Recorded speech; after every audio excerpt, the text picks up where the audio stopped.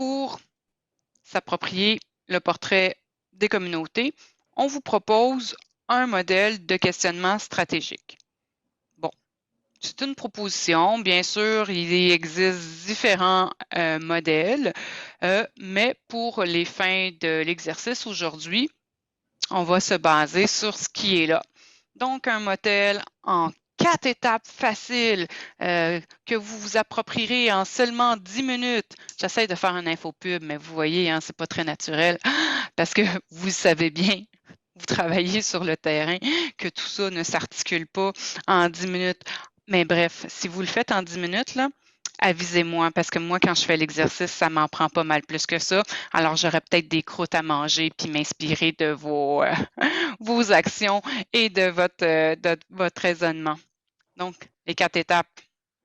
Ben, on va commencer par dresser un état actuel de la situation. Qu'est-ce qu'on veut faire? Ben, on veut décrire les faits.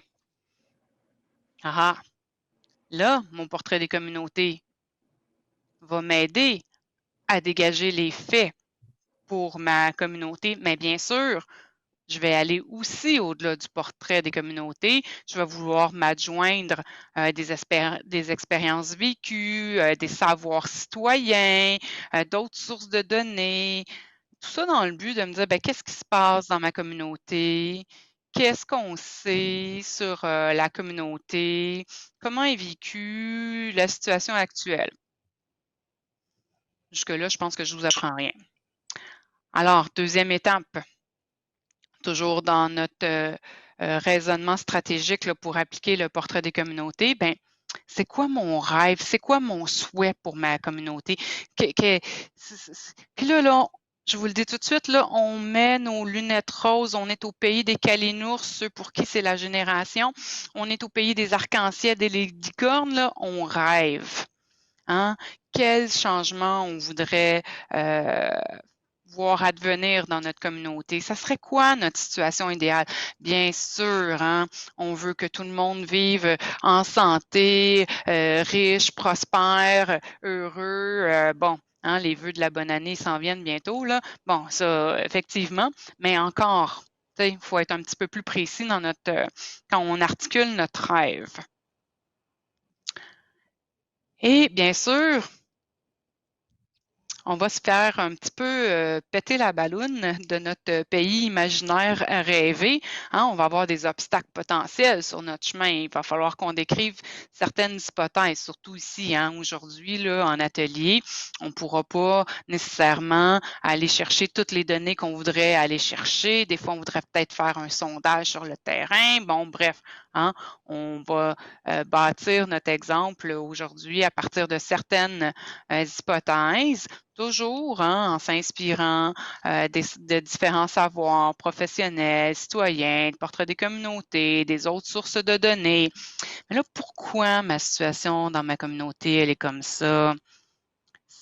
Comment cette situation-là, elle est advenue? Elle est origine de où? Alors, on va poser certaines hypothèses. Et tout ça pour aboutir à la 4e étape. Je vous le donne en 1000. L'objectif SMART, hein, on voudrait qu'idéalement, l'action qu'on veut entreprendre sur notre communauté, ben, ait toutes ces belles qualités-là. Hein, on veut un objectif qui soit spécifique. Oui, bien sûr, hein, les vœux de bonne année, santé, prospérité, bonheur, etc.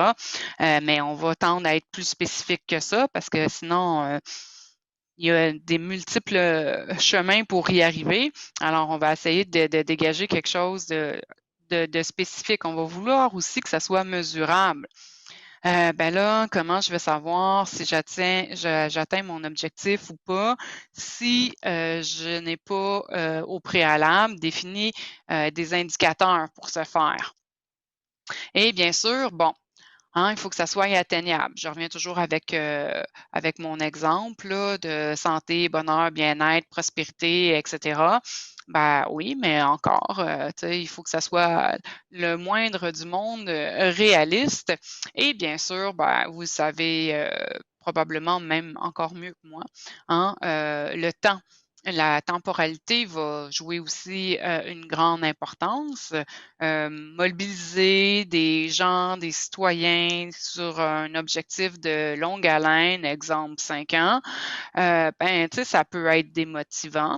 Alors, on va peut-être essayer de se choisir des objectifs de plus courte durée, mais pour lesquels on va voir les retombées justement plus facilement.